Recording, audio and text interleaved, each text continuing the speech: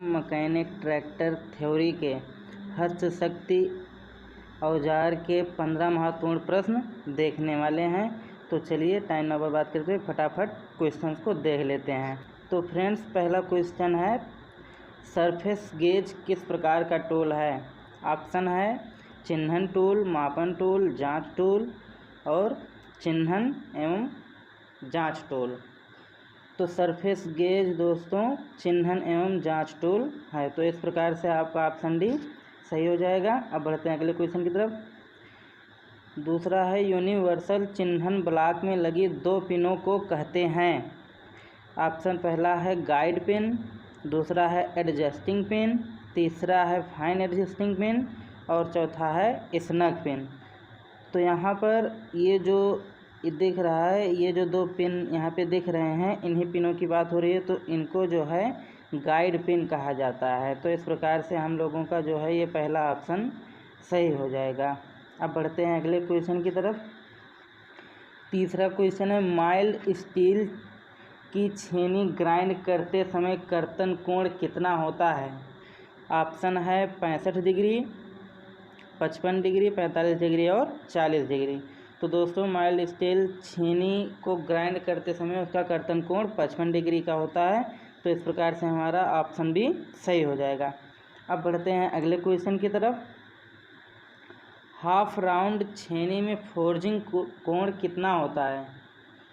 तो ऑप्शन है इसका 40 डिग्री, 23 डिग्री, 20 डिग्री और 10 डिग्री।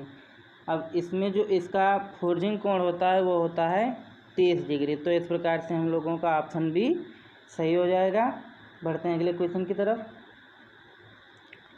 इसकी काटने वाली धार 3 mm से 12 mm तक चौड़ी होती है। यह कथन किस छेनी से संबंधित है?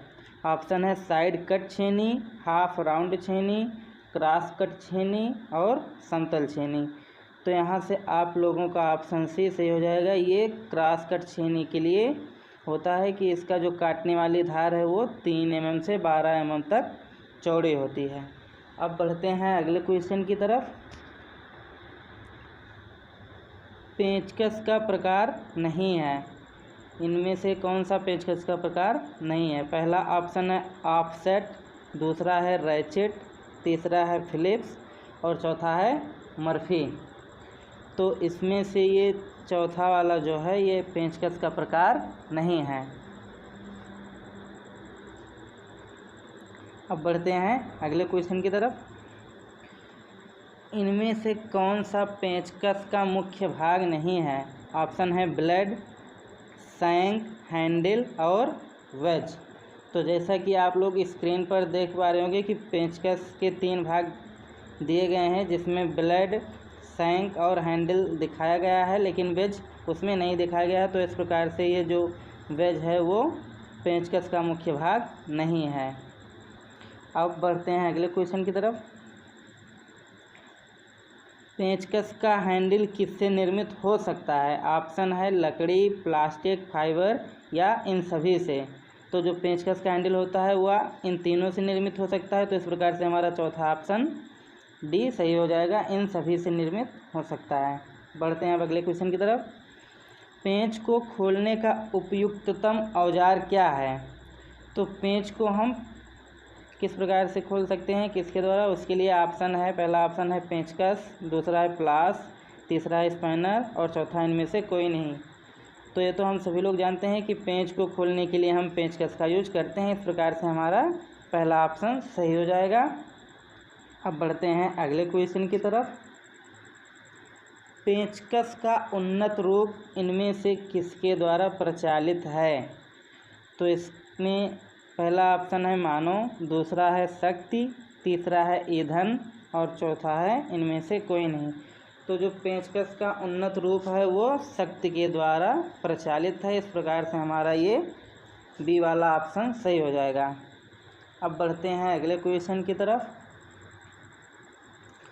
सामान्य रूप से किस प्लास का प्रयोग किया जाता है? मतलब जो हम लोग घरों में जिस प्लास का यूज करते हैं उसका नाम क्या है? तो ऑप्शन है स्लिप जॉइंट प्लास, कॉम्बिनेशन प्लास, लॉन्ग नोज प्लास और गैस प्लास। तो जो हम लोग घरों में यूज करते हैं वो कॉम्बिनेशन प्लास का यूज करते हैं, तो ये ऑप्शन हमारा सही हो जाएगा। अब बढ़ते हैं अगले क्वेश्चन की तरफ। इनमें से किस प्लास में कटिंग एज नहीं होती है? तो ऑप्शन है इसका फ्लैट प्लास, दूसरा है लॉन्ग नोज प्लास, तीसरा है ए और बी दोनों, और चौथा है इनमें से कोई नहीं। तो लॉन्ग नोज प्लास में कटिंग एज नहीं होती है। अब अगला क्वेश्चन देखते हैं। किस प्लास के जबड़ों को छोटा बड़ा किया जा सकता है? ऑप्शन पहला है गैस प्लास, दूसरा है वाइस ग्रिप प्लास, फ्लैट प्लास, इनमें से कोई नहीं है। तो इसमें से वाइस ग्रिप प्लास के जबड़ों को हम छोटा बड़ा कर सकते हैं। आपको स्क्रीन पर भी दिखाई दे रहा होगा, वही है वाइस ग्रिप प्लास। अब बढ़ते हैं नेक्स्ट क्वेश्चन की तरफ। गैस प्लास के जबड़ों की क्या विशेषता होती है? पहला ऑप्शन है अंदर से घूमे हुए होते हैं, दूसरा ऑप्शन है या स्थिर होता है, तीसरा ऑप्शन ए और बी दोनों, और चौथा है उपरोक्त में से कोई नहीं। तो जो गैस प्लास होता है वो अंदर से कुछ घुमा हुआ रहता है, इसलिए इसका जो ये पहला ऑप्शन है ये सही हो जाएगा। अब आखिरी क्वेश्चन देख लेते हैं क्या है। चौकोर हेड बोल्ट नहीं खोले जा सकते हैं, ये किसके द्वारा नहीं खोले जा सकते हैं? तो पहला ऑप्शन है सॉकेट स्पैनर द्वारा, दूसरा ऑप्शन है डीई स्पैनर, डीई मतलब डबल एंडेड स्पैनर, जैसा कि आप लोगों को थंबनेल में दिख रहा होगा उसी प्रकार वही है डीई डबल एंडेड स्पैनर, जिसका हम लोग अधिकतर यूज भी करते हैं। उसके बाद है एडजस्टेबल स्पैनर, और उपरोक्त में से कोई नहीं। तो जो सॉकेट स्पैनर है उसके द्वारा हम चौकोर हेड बोल्ट को नहीं खोल सकते हैं। इस प्रकार से हमारा पहला ऑप्शन सही हो जाएगा। तो दोस्तों अगर ये वीडियो अच्छा लगा हो तो प्लीज़ लाइक कीजिए, सब्सक्राइब कीजिए और शेयर कीजिए।